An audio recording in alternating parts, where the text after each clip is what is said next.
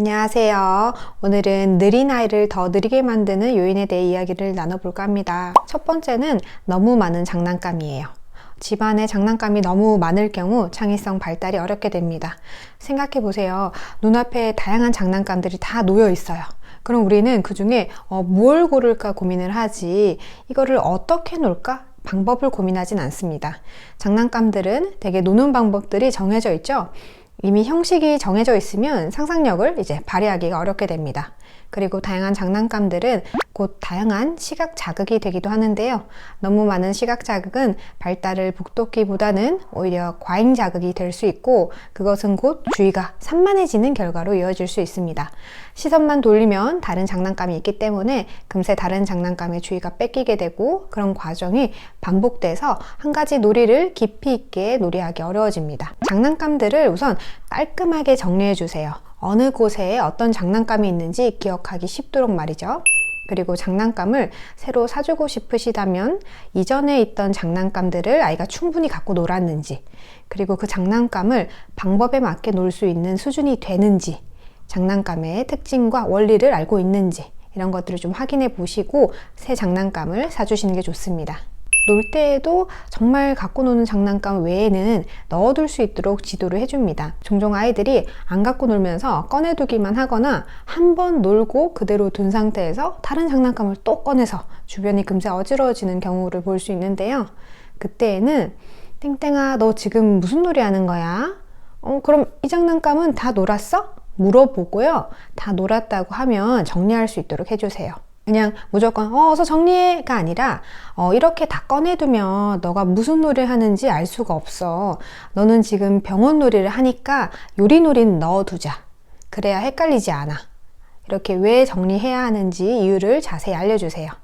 무조건 장난감을 다 정리하며 놀지 않아도 되지만, 아이가 너무 산만하고 부주의하게 장난감을 밟고 다니고 나중에 한꺼번에 정리하는 것도 버거워한다면 중간중간 이렇게 지도해 주시는 것이 도움이 됩니다. 단 늘 말씀드리지만 스스로 할 수 있게 도와주시는 역할일 뿐이지, 답답해서 보다 못해 부모님이 대신 정리를 하거나 아니면 아이랑 잘 놀다가도 너무 정리에만 몰두하시거나 그러는 건 좋지 않습니다. 두 번째는요, 낮은 성취 압력인데요. 요즘 아이에게 가능하면 스트레스를 적게 주시려는 부모님들이 많이 계십니다. 어차피 크면 스트레스 받을 일 천진데 어려서부터 굳이 스트레스 줄 필요가 뭐가 있나? 이렇게 생각하실 수 있는 것 같아요. 스트레스를 적게 받으면 아무래도 심리적으로 안정되죠.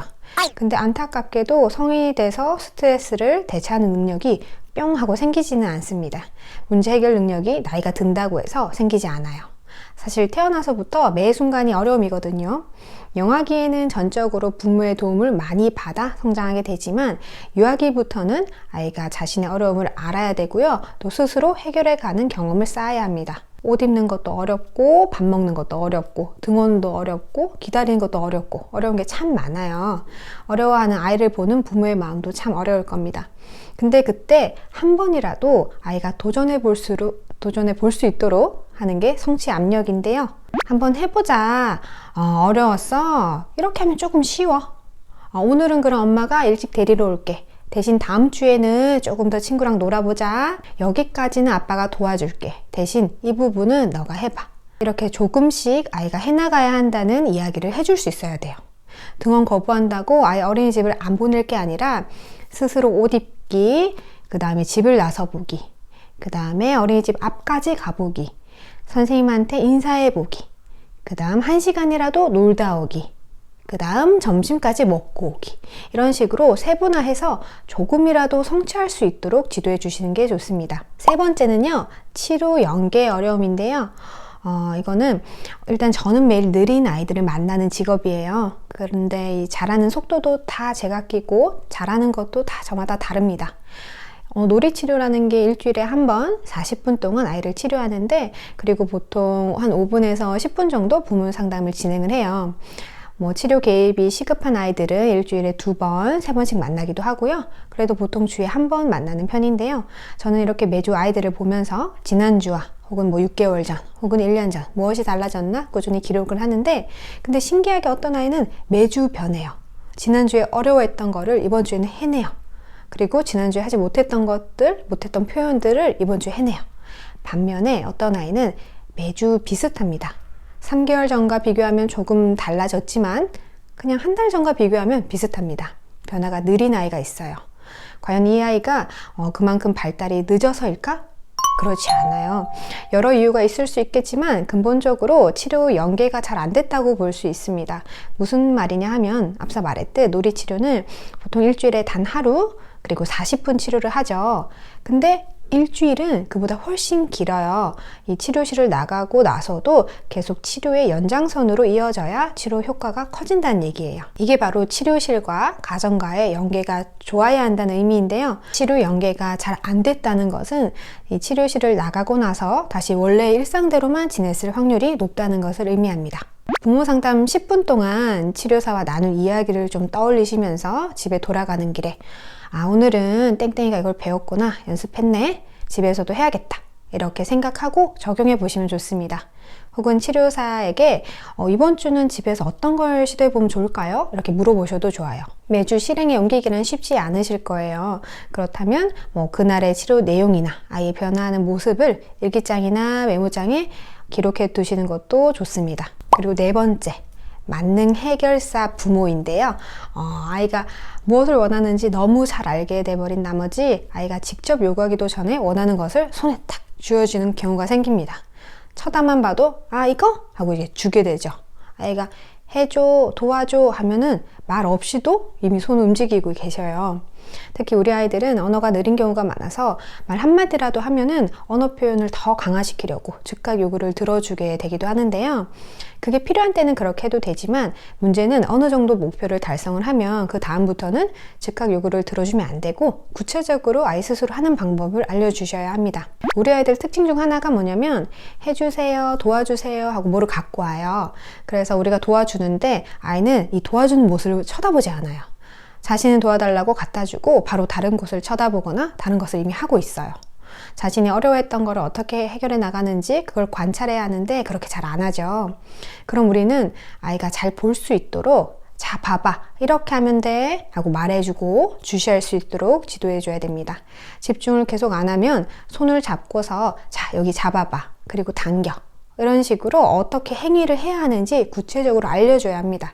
또 중요한 것은 같은 문제를 또 다음에 도와달라고 할 수가 있어요. 그러면은 저번에 이거 엄마랑 연습했던 거네, 오늘 해보자 하고 스스로 해볼 수 있도록 반복도 반복해줘야 됩니다. 부모가 너무 뚝딱하고 해결해주면 아이는 이 해결 과정을 배울 수도 없고 오히려 부모가 해결하는 수준이 기본값이 돼서 아이는 도전해 보기도 전에 나는 못해, 난 엄마처럼 못해, 난 아빠처럼 못해, 이렇게 포기해버릴 수가 있어요. 그리고 다섯 번째, 반복되는 장소. 매일 새로운 곳을 방문할 필요는 없지만 늘 방문하는 장소가 반복적이고 제한되어도 발달이 늦어질 수 있습니다. 왜냐하면 그 장소에서 경험할 수 있는 자극이 한정적이기 때문인데요. 발달 지연 아동들은 다양한 체험이 중요해요. 직접 오감으로 느껴보면서 장소 방문부터 다양하게 제공을 해줘야 합니다. 농장, 수족관, 놀이터, 도서관, 체육시설 이렇게 다양하게 방문해 볼 수도 있고요. 같은 놀이터라고 해도 동네마다 시설이 다를 수 있거든요. 이렇게 다른 놀이터라도 가봐야 합니다. 그리고 지난주에 실내에서 놀았다면 이번 주에는 실외에서도 놀아보고요. 혹은 비슷한 장소를 방문하게 될 경우 찾아가는 방법을 다르게 하셔도 좋습니다. 예를 들어 지난주에 승용차로 방문했으면 다음 주에는 지하철을 이용해 보는 거죠. 실내 활동이 어려운 여름이나 겨울에는 실내 장소를 방문하시되 키즈 카페보다는 수영장, 박물관, 미술 공방, 체험식 동물원과 같이 유익한 장소를 선택해 주시는 게 좋습니다. 키즈 카페도 대안은 될 수 있지만 자주 방문하기에는 좀 부적절할 수 있어요. 왜냐면은 놀이시설이 너무 빼곡하고 자극적이라 그 안에서 할 수 있는 놀이 대부분이 좀 단순 반복적인 놀이가 많기 때문입니다.